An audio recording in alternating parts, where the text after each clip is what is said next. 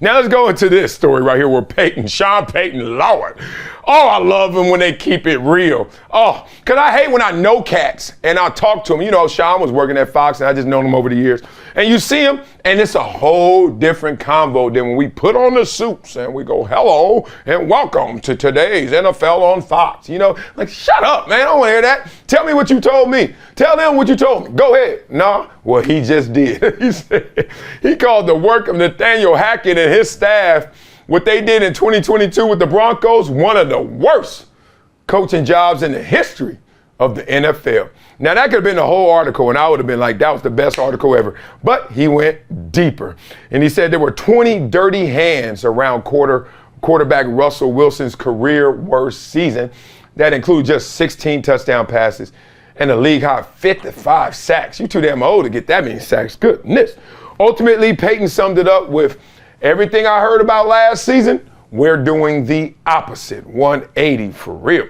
So Payton also took Hackett and his new employer up to task where he said, you know, let's talk about Hackett as an offensive coordinator now. It doesn't happen often where an NFL team or organization gets embarrassed, and that happened here. Part of it was their own fault relative to spending so much bleeping time trying to win the offseason. The PR, the pomp and circumstance, marching people around and all this stuff. Ooh, we're not doing any of that. The Jets did that this year. You watch Hard Knocks. All of it. I could see it coming. Remember when Dan Snyder put that dream team together? I was at the Giants. I was a young coach. I thought, how are we going to compete with them? Dion is there now. That team won 8 games or whatever. So listen, just put the work in. Hey, man, all this like dream team, talent team, Hard Knocks team, Aaron Rodgers, $35 million, bring in new players team. Bruh, it don't matter. Like, this is such an inside football, outside football convo. And I'm not trying to exclude people, but I just get a little, like, agitated when I'm like, dog, do you really know what it takes?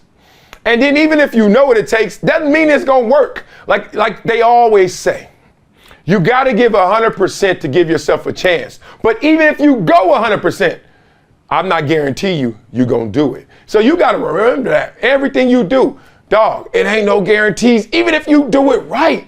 So stop with all this other stuff, the PR of it. It ain't that. Just put the work in. So they play each other week 5. That's going to be interesting, right? You're going to see it October 8th. And Robert Saleh, he had to respond, but this is his response. I'm not going to acknowledge Sean. He's been in the league for a while. He can say whatever the hell he wants. As far as what we have going on here, I kind of live by the saying, if you ain't got no haters, you ain't popping. Uh-oh. Okay, coach. Okay, coach. So hate away. Hate away. Obviously, we're doing something right if you got to talk about us when we don't play you until week 5. Okay. I love his clapback, but I don't. I hate when somebody says, oh, since you thinking of me and talking about me, that means I'm winning over you. What? You know how much stupid stuff I think about? You know how much dumb stuff I talk about? You know how much stuff preoccupies my brain and my life that I am not that concerned with, but I will address? Like, you know what? Like somebody run in front of you and start talking trash, and then you respond to them. I all of a sudden look stupid and bad because from a distance, no one could tell who's the fool. Like, well, get closer then. I'll tell you who the fool. This fool ran up on me. And people do that all the time. They do it to Kevin Durant. He tried to flip it right now. Oh, he's thinking about us. We must be on to something. No, he's talking about what y'all doing is the same thing that failed other places, and y'all might be the next one if you really want to go there, Robert Saleh. But I ain't going to speak for Sean Payton. So other than that, he just talked about, look, Russell got a lot of gas left in the tank. The people working with him weren't that good. He said, man, we ran that kid through the car wash 100 times now. But that's the storyline, though. How is this going to look? How is this going to work? You know what? We're fixing to find out, as Bill Parcells would say. I love that. Oh, man, there's so much dirt around that. There's 20 dirty hands for what was allowed, tolerating the freaking training rooms, the meeting rooms, the offense. I don't know, Hackett. A lot of people had dirt on their hands. It wasn't just Russell. He didn't just flip. He still has it. This BS that he hit a wall, shoot. You know he mad. He said, shoot. They couldn't get a play in. Damn, this is amazing right here. They were 29th in the league in pre-snap penalties on both sides of the ball. Woo! Smoking gun, man. I got one more from Payton, because it ain't every day you get a coach talking this real. He said that wasn't his fault. Russell Wilson, he's talking about. That was the parents who allowed it.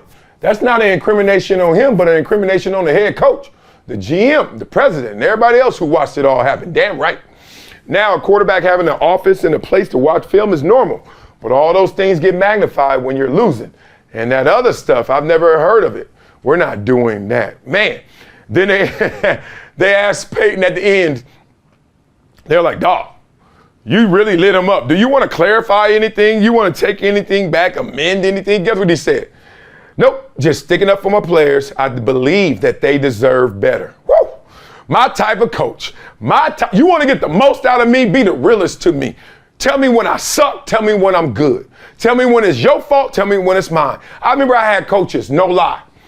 In the game, they say, all right, let's run our ET stunt. Run our ET stunt. End, tackle, stunt. Pinch in, pinch in.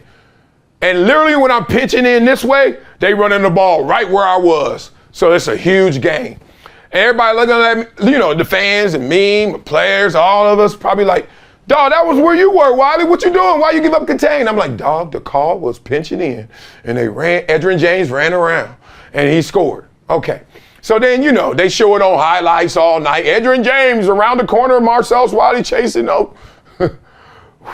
Then I get to meetings Monday. Guess what my coach says?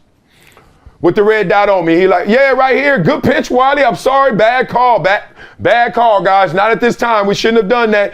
And then he just keep moving on. I'm like, wait a minute, bro. Whole world is on my head. Whole world is on my head, and you hitting me with the red dot for 3 seconds. My bad, my bad. I wish I could have said my bad to the world, and they would have understood. That happens a lot in the league. So my type of coach who just raises his hand and says it like it is, right? Forget all that fraternity talk of like, oh, that's my fellow other head coach. Let me show respect. Oh, fellow coordinator. Man, look, he sucked, he good. Let's talk through it. I love that about him. Now, here's the thing. Why is Sean Payton in that place where he don't give a damn? He don't give a funk. You want to know why? Because Sean Payton, like, what y'all going to do to me? Already a champion, just got another deal. And if y'all don't like what I'm doing here and y'all want to fire me, guess what? Hey, Fox, still got that $5 million in my suit in that air-conditioned studio waiting on me? Yeah. So Sean Payton gonna be a whole lot to deal with this year, especially if they turn things around and start winning over there like expected. Man, he gonna get his Denzel in training day on like Jets ain't got nothing on me. Solid Hackett. Man, I'm telling y'all, I am waiting for this. I wasn't that interested in Denver other than seeing Russell, how he will respond this year. But now, with Sean Payton speaking like this, you got me. That storyline just got greater. Can't wait till they come to LA and lose to my Chargers. So y'all agree with Payton's comments on the Broncos situation last season? You think it was a bad idea for Payton to make those comments publicly?